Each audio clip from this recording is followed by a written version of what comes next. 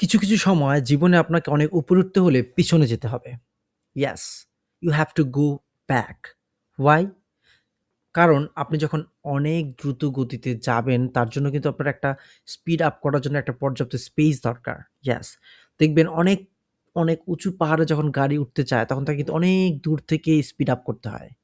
তাহলে সে পাহাড়ের উপরে পৌঁছাতে পারে এবং একজন মানুষ যখন খুব দৌড়ও দিতে চায়, পাহাড়ে উঠতে চায়, তখনও কিন্তু তাকে দৌড় দেওয়ার জন্য পিছে যেতে হয় এবং সেখান থেকে দৌড় দিতে হয়। পাহাড়ের একেবারে কাছে এসে বা উঁচু স্থানের একেবারে কাছে এসে দৌড় দিলে কিন্তু আসলে উঠতে পারা খুবই টাফ হয়ে যায় বা ওঠা সম্ভব হয়ও না। তো সেক্ষেত্রে আপনি যদি জীবনের পথে কোনো সময় আপনি পিছনের দিকে যান, তাহলে এটা অবশ্যই হবে আপনার উপরে ওঠার জন্য। সো কোনো ভয় পাওয়ার কোনো কারণ নাই। জাস্ট কনসিস্টেন্সি বজায় রাখেন এবং ডেডিকেশন নিয়ে কাজ করেন এবং গোল ফোকাস এবং গোল ওরিয়েন্টেড কাজ করেন।